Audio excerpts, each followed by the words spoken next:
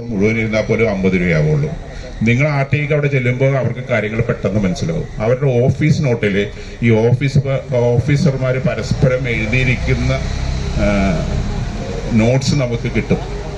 Valuable information ആയിരിക്കും. അതിൽ ഏതെങ്കിലും ഒരു ഉദ്യോഗസ്ഥൻ നിങ്ങൾ ഈ പറയുന്ന ഗ്രൗണ്ടുകളൊക്കെ ആ ഓഫീസ് നോട്ടിൽ ഉന്നയിച്ചിട്ടുണ്ടാവും.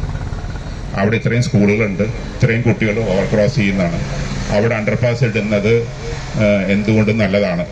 അപ്പൊ അതിന്റെ മുകളിലുള്ള ഉദ്യോഗസ്ഥൻ അതിന്റെ താഴെ നോട്ട് ചെയ്തിട്ടുണ്ട്, വി വിൽ കൺസിഡർ, അല്ലെങ്കിൽ ദിസ് ഇസ് പോളിഷ്, അല്ലെങ്കിൽ എന്തെങ്കിലും ഉണ്ടാവും. അപ്പൊ ഈ നോട്ട് വെച്ചിട്ട് ഇവർ അറ്റാക്ക് ചെയ്യണമെങ്കിൽ നിങ്ങൾ കുറച്ചും കൂടി കാര്യങ്ങൾ എളുപ്പമാവുമെന്നാണ് ഞാൻ ധരിക്കുന്നത്. പിന്നെ ഞാൻ മനസ്സിലാക്കിയതെന്ന് വെച്ചിട്ടുണ്ടെങ്കിൽ ഇവരുടെ ഹൈക്കോടതിയിലൊക്കെ പൊതു സ്റ്റേറ്റ്മെന്റ് എന്ന് വെച്ചിട്ടുണ്ടെങ്കിൽ ഈ എലിവേറ്റഡ് ഈ 90 കിലോമീറ്റർ സ്പീഡിൽ പോകുന്ന ഹൈവേ തിരുവനന്തപുരം മുതൽ കാസർഗോഡ് വരെ ഇപ്പൊ പോകുന്ന ദൂരം 24 മണിക്കൂർ കൊണ്ടേ നമുക്ക് ക്രോസ് ചെയ്യാൻ പറ്റുള്ളൂ. ഈ ഹൈവേ പൂർത്തിയാണെങ്കിൽ അത് 6 മണിക്കൂർ കൊണ്ട് പൂർത്തിയാക്കാൻ പറ്റുമെന്നാണ് പറയുന്നത്.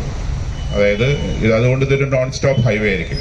അതുകൊണ്ട് മുകളിൽ കയറി അഭ്യാസം കാണിക്കാനായിട്ട് കോടതി ഒരിക്കലും കൂട്ടുനിൽക്കില്ല. പക്ഷെ താഴെയായിട്ടുള്ള ഏത് ജെനുവൻ ഡിമാൻഡും നിങ്ങൾക്ക് ഹൈക്കോടതിയിൽ പോയാൽ ഉചിതമായ ഉത്തരവ് കിട്ടും. അതിന്